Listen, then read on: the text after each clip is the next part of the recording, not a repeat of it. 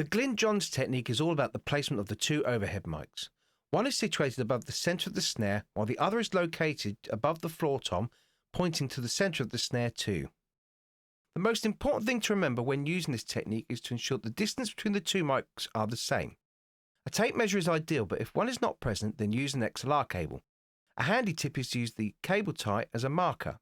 Measure from the centre of the snare and place the end of the XLR connector against the grill of the microphone. Make sure that the cable is taut. Once this is set, arc the cable over to where the mic is situated by the floor tom and adjust the mic to meet the end of the XLR connector. You may need somebody to assist you to make things a bit easier. When line checking the overheads, it is a good idea to check the phase relationship using the phase reversal switch to ensure that you have good phase coherency.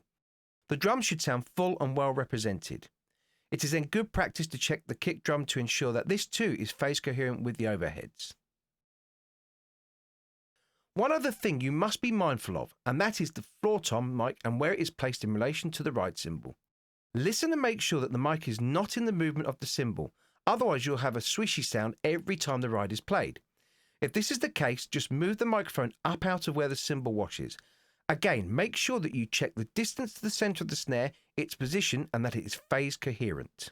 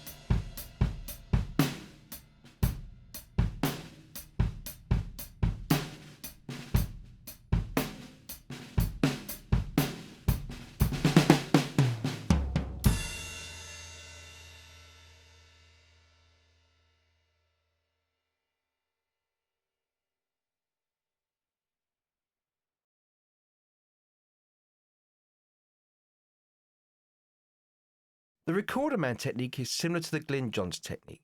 However, the difference is where the ride mic is placed. This microphone is set up to be above the drummer's shoulder. The sound it will give us will be much closer to what the drummer hears. When measuring the distance for this technique, we will need to measure 3 places to create a triangle. Now remember that this method will give us a much narrower stereo image compared with the Glyn-Johns method. The first point to measure is the kick drum. You can either have the drummer pin your XLR cable using the kick pedal, or you can use some tape and stick the cable in place where the beater hits the skin. Then measure the distance to the grill of the microphone.